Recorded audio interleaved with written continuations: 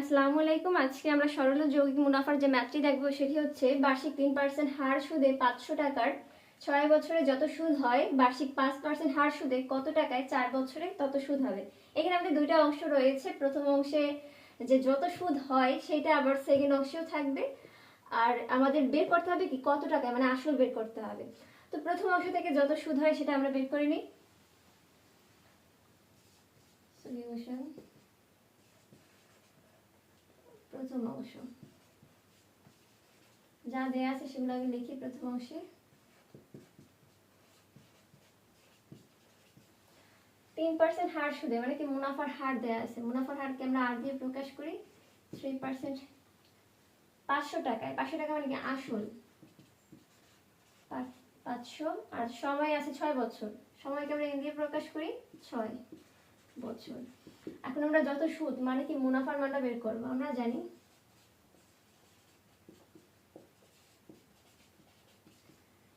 I সমান ই আর N. ও এখানে আমাদের পার্সেন্টকে আমাদের সরাতে হবে। পার্সেন্ট সরাতে গেলে 100 দিয়ে ভাগ দিই। পি এর মান হচ্ছে 500, আর এর মান 3/100, এন এর মান 6। এখানে 0 0 কাটতে পারি। 3 5 15, 6 15 90। এখন আমাদের সেকেন্ড অংশ নিয়ে কাজ করতে হবে। নাম আসলে হবে, এখানে সেকেন্ড অংশ নিয়ে কাজ করি। দ্বিতীয় অংশ আমাদের কি কি দেয়া আছে? বার্ষিক 5% হার মানে মুনাফার হার দেয়া আছে আর 5%, 5/100, 4 বছর মানে সময় এন 4 বছর,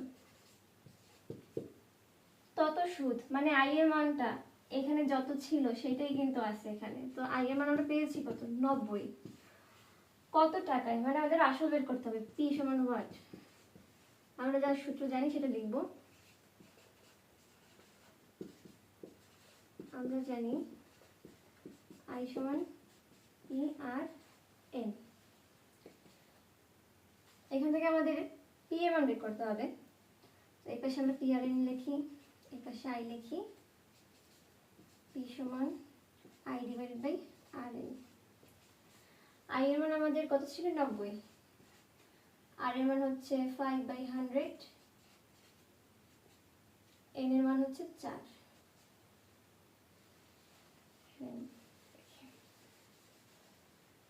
পি সমান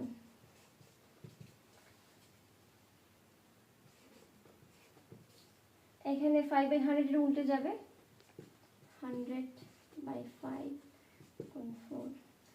কাটাকাটি করি আমরা। 5 100 এর মধ্যে 20 বার, 4 20 এর মধ্যে 5 বার, 5 দিয়ে 90 কে গুণ করলে 450।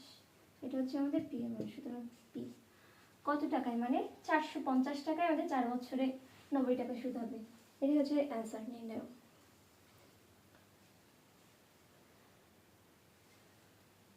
আশা করি আপনাদের এই ম্যাথটাতে কোনো সমস্যা নেই। যদি কোনো সমস্যা হয় আমাকে জানাবেন। ধন্যবাদ।